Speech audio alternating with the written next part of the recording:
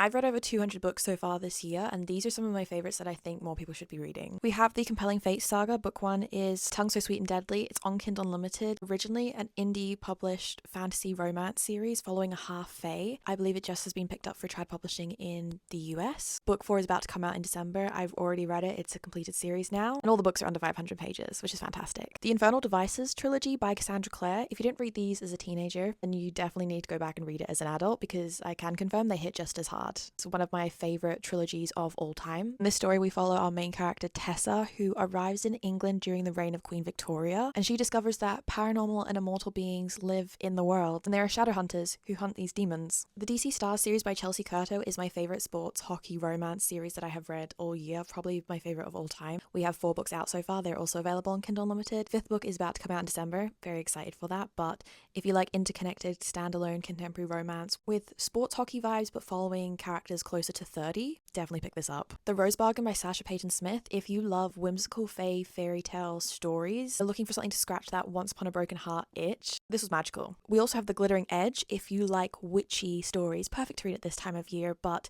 following our female character Penny as she tries to undo this witch's curse that is affecting her mother, and teams up with 2 boys from rival witch covens to do it. The Unearthly trilogy by Cynthia Hand. This is a mid-2000s paranormal romance following an angel in high school. If you like nostalgic YA fantasy books, this is one of my favorite ones that I've read this year. If you've read Riftborn and Duskbound, you're going to have the most satisfying read of your life reading this. And if you like authors who write books or multiple books in an overall magical universe, this is fun. This was also one of the best books with trials that I've read all year. The original Red Rising trilogy, I'm afraid I didn't completely understand the hype in book 1, but book 2 and especially book 3 is one of the best books that I've probably ever read in my entire life. Heavenly Bodies and Fallen Stars by Amani Eriu. I read Heavenly Bodies at the very start of the year. It was the first book I read. It was my first 5 stars. Book 2 has just come out, Fallen Stars. This is going to be a 5-book fantasy series inspired by different mythology. Each book kind of gives us a different ambience, a different aesthetic and vibe. But book 1 is one of my favorite romanticities. Some really fun yearning with a magic system and world inspired by the stars and celestial beings. And book 2, we have some really cool pirate, siren, seafaring vibes. The Wolf King and the Night Prince are 2 books in a trilogy that has now been picked up for Trad Publishing, so they have slightly different covers to this one. But if you want werewolf vibes,